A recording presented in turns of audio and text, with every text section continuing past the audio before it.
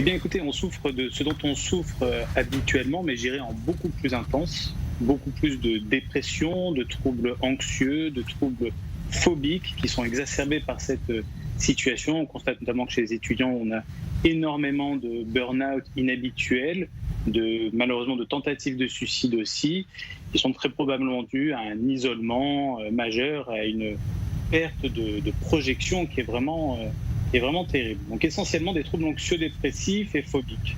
Est-ce que ces confinements, ils amplifient des problèmes qui sont déjà là ou ils font apparaître de nouvelles pathologies?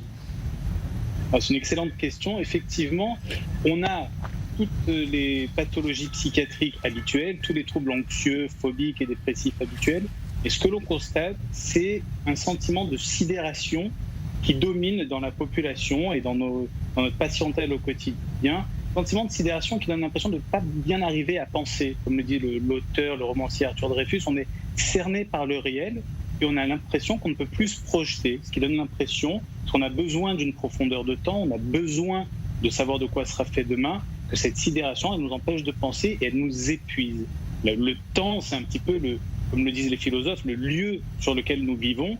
Et la dynamique de ce temps, pas seulement le temps du délai, pas seulement le temps qui passe, la dynamique du temps, le futur nous échappe et c'est très fatigant pour beaucoup de patients. Donc peut-être cette sidération qui est très caractéristique de cette situation de pandémie mondiale. Alors ces confinements à répétition, ils sont synonymes d'isolement.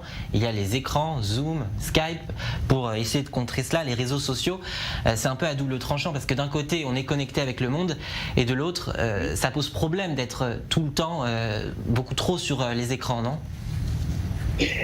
Disons qu'on sait depuis longtemps que de toute façon, les activités passives et tous les réseaux sociaux deviennent des activités très passives où juste notre pouce bouge, ont un mauvais effet sur le psychisme. Là, effectivement, c'est exacerbé et je dirais que de réseau social, il ne reste que le réseau. Le social a disparu. On pouvait imaginer que la mise en contact que permettaient ces réseaux maintenait quelque chose d'intéressant et de dynamique, notamment pour les jeunes, enfin pour la population en général.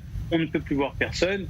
Il ne reste que ces écrans qui défilent, avec tous les risques que cela comporte d'aggraver certains troubles, certaines anxiétés, notamment certaines phobies, et un isolement chez beaucoup de patients. Dernière question, Michael Saada, oui. Quel conseil vous pouvez donner aux Français, aux Israéliens qui, pour ne pas sombrer finalement ?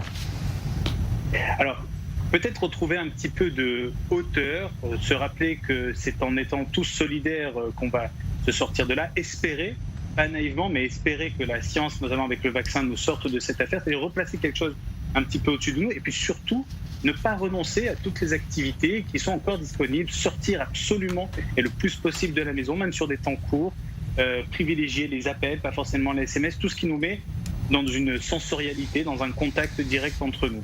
Voilà. On va s'en sortir, mais il faut retrouver quand même la possibilité de ces contacts entre nous tous pour se sentir mieux.